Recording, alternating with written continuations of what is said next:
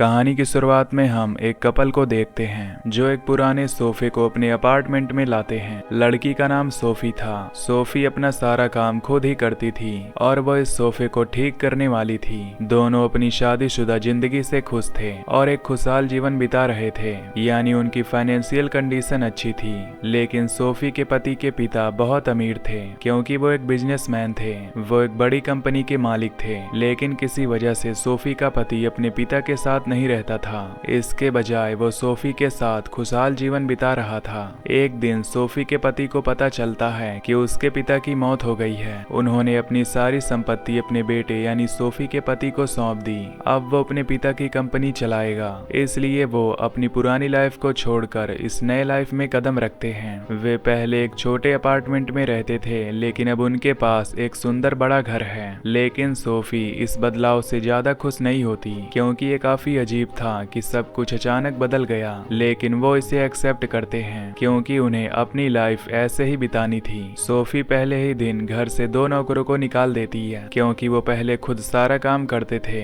और उन्हें इसकी आदत नहीं थी। सोफी का पति उसे समझाने की कोशिश करता है कि उसे ऐसा नहीं करना चाहिए था, उसे उन नौकरों को नहीं निकालना चाहिए था क्योंकि एक बड़ा घर है, इसलिए वो पहले की तरह अकेले काम नहीं कर पाएगी। हमें मदद के लिए किसी की जरूरत होगी। सोफी कहती है कि हमें इनकी जरूरत नहीं है, हमें अपना काम खुद करना चाहिए और अपनी मर्जी से रहना चाहिए। इस बदलाव की वजह से सोफी के पति पर भी काफी फर्क पड़ा था क्योंकि उसे पूरी कंपनी को मैनेज करना था, क्योंकि अब कंपनी की सारी जिम्मेदारियां उसी पर थीं। इसीलिए वो सारी चीजों को सोचते हुए टेंशन में रहता है। सोफी भी सभी कामों को मैनेज नहीं कर पा रही थी। सोफी का पति ये बात अपनी कंपनी में उसके एक फ्रेंड को बताता है। तब वो कहता है कि मेरे पास इसका एक सॉल्यूशन है। उनकी कंपनी में एक साइंटिस्ट था और इस साइंटिस्ट के पिता भी इसी कंपनी में काम करते थे और उस साइंटिस्ट ने रिसेंटली कुछ ऐसे रोबोट बनाए जो बिल्कुल इंसानों जैसे दिखते हैं। ये रोबोट सभी काम करते हैं जैसे इंसान करते हैं। क्योंकि सोफी के पति को एक ऐसे व्यक्ति की जरूरत थी जो सभी काम करे, तो वो सोफी को अपनी कंपनी में लाता है। वो उससे कहता है कि सभी रोबोटों में से कोई भी रोबोट चुन लो। सभी रोबोटों को देखकर सोफी भी हैरान रह जाती है। वे इंसानों की तरह दिख रहे थे। वो एक रोबोट को अपने पास रखने का डिसाइड करते हैं। उस रोबोट का नाम हेनरी था। फिर वो साइंटिस्ट जिसने इन रोबोट को बनाया था, वो सोफी और उसके पति को यकीन करवाता है कि ये रोबोट आपको नुकसान नहीं पहुंचाएंगे, ये बहुत अच्छे और यूजफुल हैं। इसे साबित करने के लिए वो हेनरी से कहता है कि सोफी के पति के जूते चाटो। इसका मतलब है कि वो इंसानों के हर ऑर्डर का पालन करेंगे, चाहे वो अच्छा हो या बुरा। हालांकि एक ध्यान देने वाली बात थी, लेकिन फिर भी वो हेनरी को घर ले आते हैं। हेनरी अपने काम को अच्छे से करता है और उसने सभी काम अकेले ही किया। इससे उन्हें बहुत मदद मिलती है। फिर जब सोफी का पति उससे बात करता है तो वो अच्छे से जवाब भी देता था, इसलिए सोफी के पति को वो बहुत पसंद आता है क्योंकि हेनरी उनके लिए एकदम सही था और इंसान से कम नहीं था। सोफी का पति उससे सब कुछ साझा करता है। पहले हेनरी सोफी को अजीब लग रहा था, लेकिन समय के साथ उसे वो पसंद आने लगता है। वो अपने समय का कुछ हिस्सा हेनरी के साथ बिताती थी और उसके साथ पसंदीदा किताबें पढ़ती थी। हेनरी भी उनके साथ बहुत खुश था और उसके साथ खुलकर बात करने लगता है। दरअसल उसे इस तरह से डिजाइन किया गया है कि अगर उसका मालिक खुश है तो वो भी खुश होगा। उसे अपने मालिक के ऑर्डर को मानने और उन्हें खुश करने के लिए बनाया गया था। पहले सोफी और उसके पति अपने जीवन में परेशान थे, लेकिन अब उन्हें आराम महसूस होने लगता है। फिर एक दिन सोफी हेनरी से इमोशन, प्यार और ह्यूमन फीलिंग के बारे में पूछती है, तो वो प्यार, इमोशन और ह्यूमन फीलिंग के प्रिंसिपल को अच्छे से समझाता है, उनके बीच के फर्क को बताता है। ये देखकर सोफी का पति हेनरी को कहता है कि तुम ऐसी बातों में मत पड़ो क्योंकि तुम बाकी काम बहुत अच्छे से करते हो। इस लाइफ में कदम रखने के बाद सोफी का पति इतना बिजी हो जाता है कि वो सोफी को ज्यादा समय नहीं दे पा रहा था। यहाँ सोफी का पति नोटिस करता है कि सोफी हेनरी के प्रति काफी अटैच हो गई है और उसके साथ खुश है। उसे जेलस फील होती है। हालांकि वो जानता था कि हेनरी इंसान नहीं बल्कि एक रोबोट है, लेकिन फिर भी वो हेनरी को नापसंद करना शुरू कर देता है। वो हमेशा इसे याद रखता था कि वो एक रोबोट है, इंसान नहीं। लेकिन सोफी उसे एक इंसान मानती थी क्योंकि उसमें इंसानों की तरह सभी फीलिंग्स थी। इस कारण वो हेनरी से रियली अटैच थी।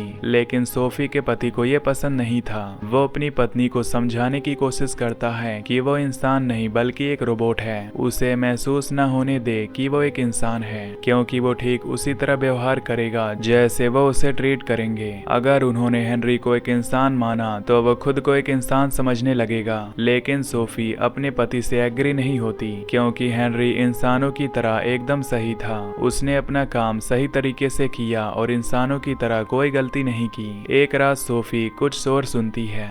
वो हेनरी को उसकी जगह पर चेक करने जाती है, लेकिन वो वहाँ नहीं था। दरवाजा खुला था और सोफी देखती है कि हेनरी बगीचे में लेटा हुआ है। जब वो उसके पास जाती है तो उसे एहसास होता है कि वो सपना देख रहा है। ये चीज रोबोटों में नई और अजीब थी। सोफी का पति उसे जगाता है और वो उसे अंदर ले जाते हैं। अगले दिन वे साइंटिस्ट को इस बारे में बताते हैं कि हेनरी आधी रात में बगीचे में गया था। इसलिए वो साइंटिस्ट उनके घर आता है और हेनरी को चेक करता है। वो उन्हें बताता है कि एक छोटी सी एरर है जो सामान्य है, ये फिर से नहीं होगी, आपको कोई प्रॉब्लम नहीं होगी। सोफी साइंटिस्ट से कहती है कि मैंने उसे सपने देखते हुए देखा, जिस पर साइंटिस्ट कहता है कि हेनरी आपके साथ कई दिनों से रह रहा है, इसलिए उसने आपके बारे में सोचा होगा और उसमें कुछ फीलिंग जगी हुई होगी। आपने हेनरी को ह्यूमन की तरह महसूस कराया, इसलिए उसने खुद को ह्यूमन मानना शुरू कर दिया। ये सुनकर सोफी का पति अपनी पत्नी पर गुस्सा हो जाता है कि ये सब तुम्हारी वजह से हुआ। तुम उससे आदमी की तरह व्यवहार कर रही हो, इसलिए वो गलती हुई और तुम उसे सिर्फ एक रोबोट मशीन मानोगी। उसके पास फीलिंग्स नहीं है, वो वही करेगा जो हम उससे कहेंगे। लेकिन सोफी हेनरी के बारे में ऐसा नहीं सोचती और ना ही सोचेगी। हस्बैंड वाइफ दोनों एक दूसरे से नाराज हो जाते हैं, इसलिए सोफी का पति हेनरी से कहता है कि वो उसकी पत्नी से दूर रहे। तुम उसके साथ समय नहीं बिताओगे, तुम उसके साथ किताबें नहीं पढ़ोगे।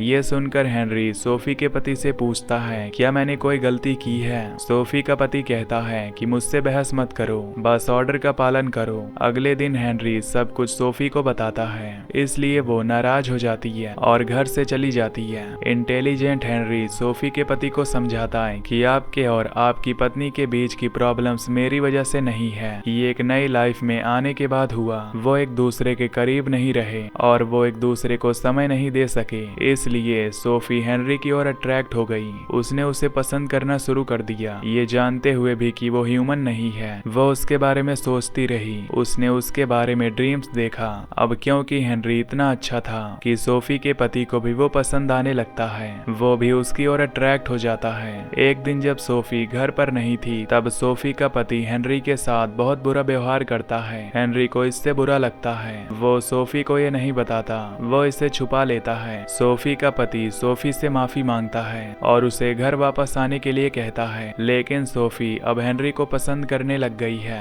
फिर जब एक दिन सोफी और हेनरी एक साथ होते हैं तो हेनरी में कुछ ह्यूमन फीलिंग आती है और वो उसे बताता है कि वो उससे प्यार करता है। ये सुनकर सोफी नर्वस और डरी हुई हो जाती है, क्योंकि वो बिल्कुल इंसानों की तरह व्यवहार करने लगा है। वो इतनी डर जाती है कि वो हेनरी से कहती है कि वो उस जगह वापस चला जाए जहाँ से वो आया था। फिर सोफी अपने पति से कहती है कि हेनरी ने कहा कि वो उससे प्यार करता है। ये सुनकर सोफी का पति काफी गुस्सा हो जाता है। वो हेनरी को जगाता है और उसे थप्पड़ मारता है। फिर वो हेनरी को बंद कर देता है। फिर वो उस साइंटिस्ट को बुलाता है कि वो इस रोबोट को वापस ले जाए, क्योंकि उन्हें अब इसकी जरूरत नहीं है, उसने उनकी लाइफ बर्बाद कर दी है। लेकिन हेनरी पूरी तरह से बदल चुका था। उसे ये बात भी पता चल गई थी कि वो उसे डिस्ट्रॉय करने वाले हैं। वो सोफी से रिक्वेस्ट करता है कि उसे यहाँ से ना भेजे, क्योंकि उसे यहाँ रहना पसंद है और उसे डिस्ट्रॉय ना करे। वो अपनी गलती एक्सेप्ट करता है कि उसने गलत कहा। उसे इस पर शर्म आती है और उसे नहीं पता कि कब उसमें ह्यूमन फीलिंग आना शुरू हो गई और उसे सोफी पसंद आने लगी। साथ ही वो सोफी से कहता है कि उसके पति ने उसके साथ गलत किया है। ये सुनकर सोफी को बहुत बुरा लगता है। तब हस्बैंड वाइफ दोनों एक्सेप्ट करते हैं कि वो दोनों हेनरी की ओर अट्रैक्ट हुए। वो इसके लिए पछतावा करते हैं और वो जल्द ही इस रोबोट से छुटकारा पा लेंगे। तब वो एक अच्छा और सिंपल लाइफ एक साथ बिताएंगे। फिर वो साइंटिस्ट हेनरी को लाने आता है, लेकिन हेनरी पहले की तरह ऑर्डर को फॉलो नहीं कर रहा था। वो उस साइंटिस्ट को बुरी बातें कहता है और यहाँ एक बड़ा सीक्रेट रिवील होता है। हमने शुरुआत से देखा कि हेनरी कभी रोबोट जैसा नहीं दिखता था, बल्कि एक इंसान की तरह दिखता था, क्योंकि असल में वो एक रोबोट नहीं था बल्कि एक इंसान था। ये सब उस साइंटिस्ट का ही किया धरा था, क्योंकि वो खुद को रोबोट का मेकर मानता है। ये सब उसके पिता ने शुरू किया था। उसने इंसान इंसानों को परफेक्ट बनाने के लिए एक्सपेरिमेंट किए थे।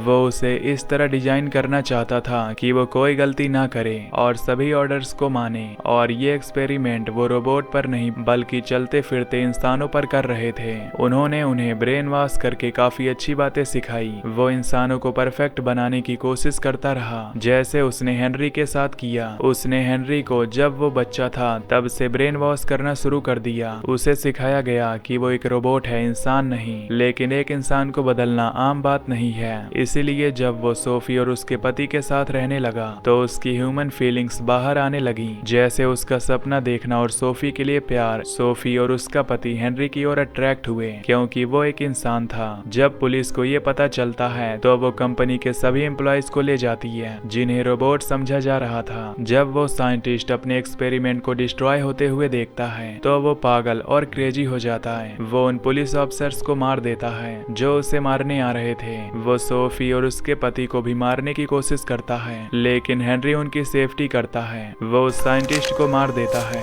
हेनरी बहुत दुखी हो जाता है और खुद को मार लेता है और अब वो सोफी और उसके पति को हमेशा के लिए छोड़ देता है। फिर हमें कुछ साल बाद का एक सीन दिखाया जाता है जहां उन्होंने अपने बच्चे का नाम हेनरी रखा था क्योंकि वो कभी हेनरी को नहीं भुला पाए और वो हेनरी को अपने पास रखना चाहते थे। इसीलिए उन्होंने अपने बेटे का नाम हेनरी रखा और यहीं पर ये मूवी एंड हो जाती है।